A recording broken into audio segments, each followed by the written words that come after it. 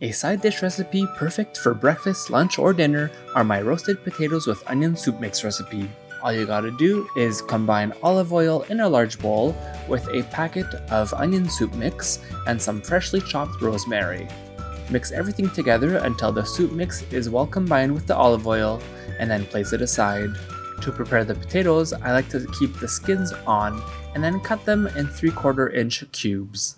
Place the cubes of potatoes in the large bowl with the olive oil mixture and use your spatula to make sure that they're all well covered in the mixture. Coat a baking pan with nonstick spray and place your cubed potatoes on the tray.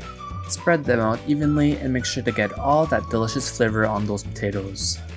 Place the tray in the preheated oven and then halfway through flip all your potatoes over and then place them back into the oven until they're a beautiful golden brown.